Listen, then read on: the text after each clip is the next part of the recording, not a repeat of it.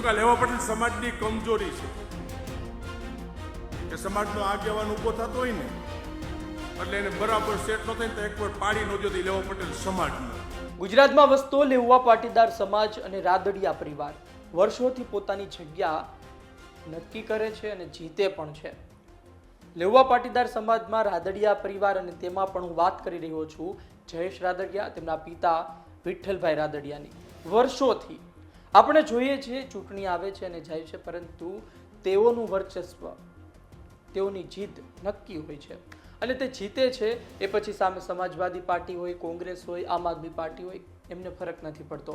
2022ની વિધાનસભા ચૂંટણીમાં આપણે જોયું જેતપુર જામકંડોળા ક્ષેત્ર પરથી રાદડિયાની સામે, જયેશ રાદડિયાની સામે સમાજવાદી પાર્ટી હતી, કોંગ્રેસ હતી, આમ આદમી પાર્ટી હતી, છતાં પણ તેઓ જીતી ગયા હતા. આ તેમની વાત છે, આપણે એ વાત કરવી છે. જયેશ રાદડિયાની પણ વાત કરવી છે, વિઠ્ઠલભાઈ રાદડિયાની પણ વાત કરવી છે, લોકસભા ચૂંટણી અનુસંધાને પણ વાત કરવી છે. પરંતુ આ પહેલા એ નિવેદન પૂરું સાંભળી લો, એ સ્પીચ એમની સાંભળી લો કે જે સ્પીચમાં જયેશ રાદડિયાએ પોતાના જ સમાજને ઠપકો આપ્યો છે. આમ તો જયેશ રાદડિયા મોટા મોટા નેતાઓને પણ જાહેર મંચ પરથી ટોણો મારી દેતા હોય છે અને પોતાના જ સમાજને તેણે શું કહ્યું આપ સાંભળો. કીધું કે લેવા પટેલ સમાજની કમજોરી છે કે સમાજનો આગેવાન ઊભો થતો હોય ને એટલે એને બરાબર સેટ ન થાય તો એકવાર પાડી ન દો તો લેવા પટેલ સમાજનો હોય. જબ્તો કરો તમે કે આવડા મોટા સમાજને સરદાર વલ્લભભાઈ પટેલ પછી આજે બીજો સરદાર આટલા વર્ષોમાં આ સમાજને નથી મળ્યો અને આવી રીતે પાડી દેવાનું ચાલુ રાખશો તો 6 મહિને સમાજમાં નેતા ન થતા જે મજબૂત વાળો હોય, તાકાત વાળો, એને સમાજના આગેવાન તરીકે સ્વીકારજો. બાકી માઇક આંગલા બેહી જાય તેને સ્વીકારતા નહીં. સમાજને કહું છું કે નીચે બેહાડી દેજો. તે દિવસે સમાજને તાકાતવાર આગેવાનની જરૂર છે હવે. બાકી આ સમૂહ લગ્ન થવાના દાતાશ્રીઓ કીધું કે કુદરતને પ્રાર્થના કરું છું છે નથી અનેક ગણવા દાતાઓને આપજે, સારા કામ માટે વપરાઈશ. સમાજની અંદર કાંઈ ઘટતું નથી, પણ સમય હવે એવો આવ્યો છે સમાજે એક રહેવું પડશે ને. હું દર સમાજના કાર્યક્રમમાં કહું છું કે સમાજની કમનસીબી છે કે 2024માં એટલા વર્ષો પછી સમાજને સંગઠિત રહેવા માટે હાકલ કરવી પડે ને, એ આવડા મોટા સમાજની કમનસીબી છે. સાકાને સમાજની વાત સમાજ એક ન થાય. સમાજની અનેક એવી મુશ્કેલી છે, એમાં સમાજે બહાર નીકળવું પડશે. બાકી જો સમાજ સંગઠિત ન થયો, બહાર ન નીકળો તો આવનારા દિવસોની અંદર સમાજનું રક્ષણ કરવા વાળું કોઈ નહીં હોય. અને યાદ કરજો 80%થી વધારે લેવા પાટીદાર સમાજ ગામડાની અંદર એ છે. આજની તારીખે મુશ્કેલીમાં છે અને આજની તારીખે મુશ્કેલી પડે ને એનો હાથ પકડવા વાળો આજની તારીખે કોઈ નથી. એનું આ સમાજને દુઃખ હોવું જોઈએ. એ સમાજે સુધારવું પડશે, કરવું પડશે. અને કીધું કે એક રાજકીય માણસ તરીકે કીધું સમાજની અંદર હાજરીની અંદર જાહેરની અંદર કહું છું કે સમાજની અંદર અમે રાજકારણ નથી કર્યું, નથી કરવાના. અને જ્યાં સમાજને મુશ્કેલી પડીને કીધું મારો વિસ્તાર હોય ન હોય પણ જામકંડોળા છાત્રાલયના દરવાજા આ લેવા પટેલ સમાજ માટે કાયમી માટે ખુલ્લા છે. કે જ્યાં મુશ્કેલી પડે ત્યાં આવજો. અને આ પ્રવૃત્તિ, આ વારસો, આ વિઠ્ઠલભાઈ આપેલો વારસો છે. કીધું કે અમે રાજકીય માણસ છે, આ સમૂહ લગ્ન કરું કે ન કરું, મારે તો એક દાતાભાઈ કાયમી ફોન કરવા જવાને ને ફાળો ઉઘરાવા, અને ખબર જ પડી જાય મેં ફોન આવ્યો હોય તો કે આ ફાળાનો જ ફોન હશે. પછી 2-5 વર્ષ એવું થાય ફોન ઉપાડતા બંધ થાય અમારા. લોકસભા 2024ની ચૂંટણી નજીક આવી રહી છે. આ વચ્ચે જયેશ રાદડિયાએ આ નિવેદન આપ્યું છે. હવે આ નિવેદન જયેશ રાદડિયાને આવનાર સમયમાં નુકસાન કરાવશે કે પછી જયેશ રાદડિયા આવનાર સમયમાં કંઈ નવું કરવા જઈ રહ્યા છે, એ સવાલ જ નથી. પરંતુ વાત એ છે કે જયેશ રાદડિયાને આવું શા માટે કહેવું પડ્યું. જયેશ રાદડિયાએ તો એવું કહ્યું કે પોતે રાજકારણ નથી કરતા, સમાજની વાત હોય ત્યારે ફક્ત સમાજ, તેમાં રાજકારણ નહીં.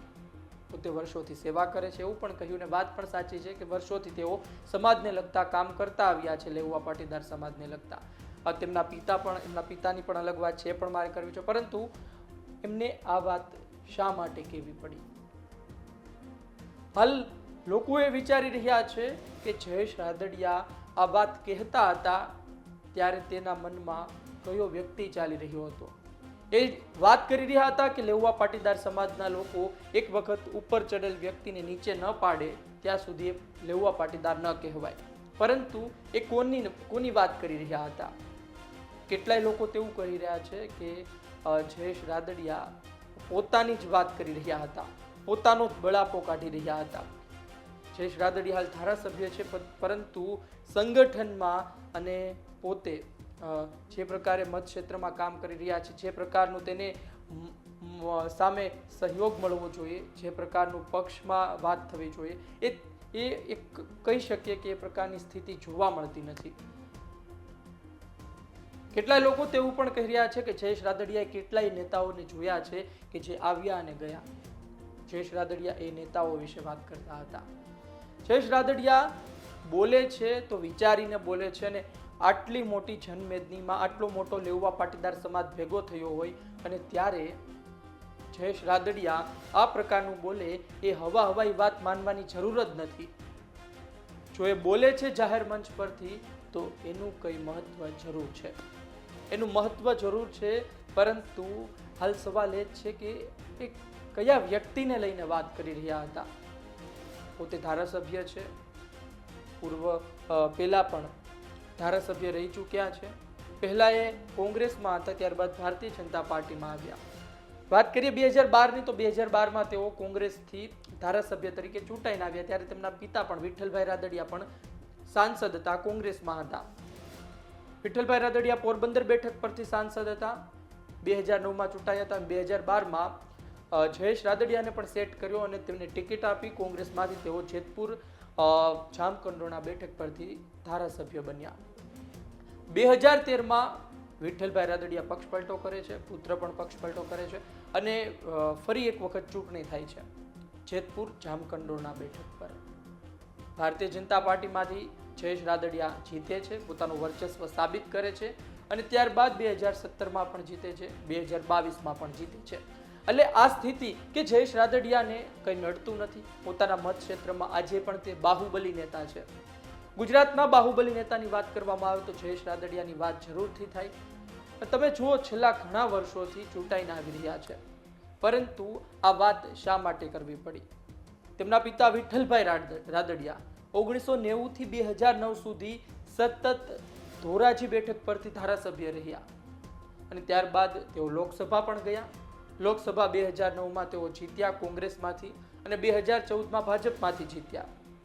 પોરબંદર બેઠક, લોકસભા પોરબંદર બેઠક 2009માં કોંગ્રેસમાંથી જીત્યા, ત્યારબાદ પક્ષપલટો કર્યો. 2014માં ભારતીય જનતા પાર્ટીમાંથી જીત્યા, 2013માં તેમણે પક્ષપલટો કર્યો. આ તમામ વાત છે એટલે કે વિઠ્ઠલભાઈ રાદડિયાની અલગ જ વાત છે. પોતે તેને લોકો છોટે સરદાર પણ કહે છે. તેના કામો નાના મોટા સમાજમાં હોદ્દા સંભાળ્યા અને સરકારમાં પણ ધારાસભ્ય હોય કે પછી સાંસદ હોય, તમામ હોદ્દા સંભાળ્યા છે. પણ વાત એ છે કે જયેશ રાદડિયાને આ વાત શા માટે કરવી પડી? એને પણ ખબર હતી કે સામે મનસુખ માંડવિયા બેઠા છે. એ મનસુખ માંડવિયા કે હાલ કેન્દ્રીય હોદ્દો સંભાળે છે, કેન્દ્રીય સ્વાસ્થ્ય મંત્રી છે. એ મનસુખ માંડવિયા કે જેમની ચર્ચા થતી રહી છે કે તેઓ મુખ્યમંત્રી બને છે. સામે ભરત બોઘરા, દિલીપ સંઘાણી સહિત સમાજના ઉદ્યોગપતિઓ પણ હતા. આ તમામ વચ્ચે શા માટે તેમણે આ બોલ્યો? લોકો આ વાતનો વિડીયો વાયરલ થતા સવાલ કરી રહ્યા છે કે જયેશ રાદડિયા આમનામ વાત કરે જ નહીં, કઈ તો છે, શું છે? આપને શું લાગી રહ્યું છે? કોમેન્ટ બોક્સમાં જણાવો. શું આ વાત જયેશ રાદડિયા કરી રહ્યા છે? સમાજને ઠપકો આપી રહ્યા છે? જે વ્યક્તિની વાત કરી રહ્યા છે કે સમાજ કોઈ વ્યક્તિને નીચે ન પાડે ત્યાં સુધી એ પોતે સમાજ ના કહેવાય, લેઉવા પાટીદાર સમાજને લઈને કહે છે. તો શું પોતાની વાત કરી રહ્યા છે? કયા નેતાની વાત કરી રહ્યા છે? લોકસભા 2024ની ચૂંટણીને લઈ આપ શું જુઓ છો? આપ અમને કોમેન્ટ બોક્સમાં જણાવી શકો છો. આ જે નિવેદન વાયરલ થઈ રહ્યું છે, જે તેમની સ્પીચ વાયરલ થઈ રહી છે, એ સ્પીચને આપ કઈ રીતે જોઈ રહ્યા છો? આપને શું લાગી રહ્યું છે કે આ પ્રકારની સ્પીચ આપવાથી જયેશ રાદડિયાને ફટકો પડી શકે છે, નુકસાન થઈ શકે છે? આવનાર સમયમાં જોવાનું રહ્યું શું થાય છે. પરંતુ એક વાત સ્પષ્ટ છે, ફરી એક વખત જયેશ રાદડિયાએ જાહેર મંચ પરથી પોતે જે આખા બોલિયા તરીકેની છબી છે, પોતે જે કહેવાય છે કે જયેશ રાદડિયા જાહેર મંચ પરથી કોઈને પણ કહી દે, તે પાછું એક વખત કાયમ રાખ્યું છે. અને આ વિડીયો વાયરલ થયા બાદ લોકો સવાલ પણ કરી રહ્યા છે કે જયેશ રાદડિયા સાથે આ પ્રકારનું થયું છે કે બીજા કોઈ સાથે? આપ કોમેન્ટ બોક્સમાં જણાવી શકો છો. આ વિડીયો પસંદ આવ્યો હોય તો લાઈક શેર કરવાનું ચૂકતા નહીં. મને આપશો રજા. નમસ્કાર.